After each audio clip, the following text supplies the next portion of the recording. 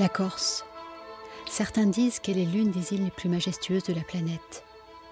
Ils disent aussi que flotte une espèce de magie sur ces terres, que les villages sont peuplés de sorcières, que le brouillard cache des esprits vagabonds. Mythes, légendes, contes ou récits extravagants, l'île regorge de trésors et de mystères. Que penser alors de l'histoire du trésor de Remel ? Depuis la fin de la Deuxième Guerre mondiale, les rumeurs les plus folles se sont propagées à travers les médias français et étrangers, évoquant un légendaire trésor composé d'objets de culte, de monnaies d'or et d'argent, de coupes ciselées, de tableaux roulés. Histoire vraie ou simple légende ? Quelle est donc cette étonnante histoire qui, depuis plus de 70 ans, fait du territoire corse et de son espace maritime un immense terrain de jeu où se côtoient aventuriers du monde entier, plongeurs renommés et figures locales. J'ai décidé de me rendre en Corse et d'enquêter sur cette bien étrange affaire. J'ai décidé de partir sur les traces du trésor de Remel.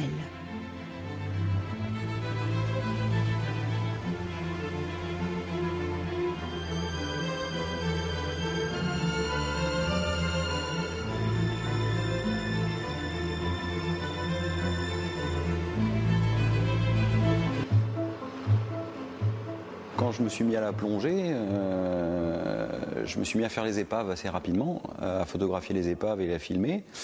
Et bien sûr, le P-47 de Mium qui fait référence au trésor de Remel, j'ai cherché l'histoire, un peu à comprendre l'histoire de cet avion. Et puis à force de lecture, de recherche, etc., je me suis aperçu que le trésor, peut-être qu'il n'avait pas existé. Peut-être que c'était une légende. Un coup, il était dans les Bouches de Bonifacio, au niveau du puits de la Saint-Barthélemy. Une fois après, on s'est aperçu qu'il était peut-être en montagne. Donc le mythe du trésor s'est un peu estompé.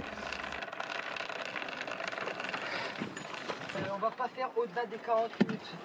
Reste que quand je plonge et que je plonge près de cet avion ou dans des endroits entre Bastia et Le Cap, il y a toujours une petite idée en se disant si je tombais sur des caisses ou sur un camion qui portait ces caisses, ça reste présent.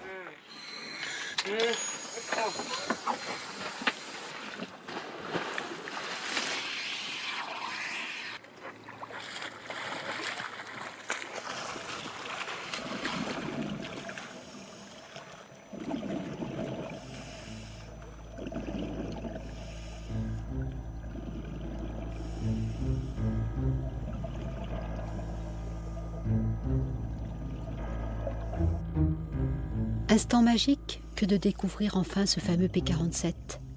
Cette épave reposant depuis plus de 70 ans sur les fonds sablonneux.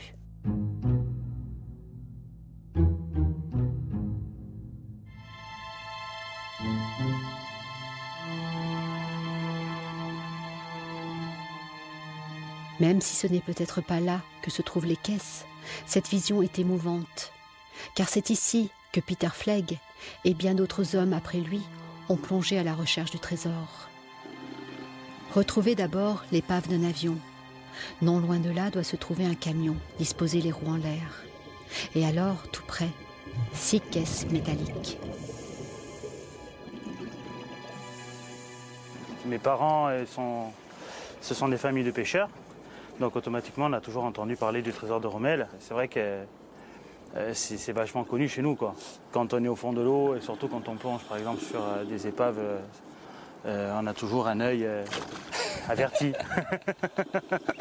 Je me dis pas je vais mettre la main dessus, plutôt moi je plonge personnellement pour faire plaisir à d'autres personnes, pour faire découvrir ma passion. C'est plutôt ça qui m'attire qu'un trésor en fait. Mais bon, quand on est au fond de l'eau, on sait très bien que demain on peut tomber sur n'importe quoi à n'importe quel moment. Donc bon, voilà. Mais en général, on plonge plus pour les autres que pour trouver quelque chose. Ouais. Voilà, donc bon, c'est vrai que pour nous, plongeurs, on a plutôt cette philosophie. Tout le seul trésor qu'on trouve, c'est tout ce qui est la faune, la flore, les épaves. Ça, c'est un trésor.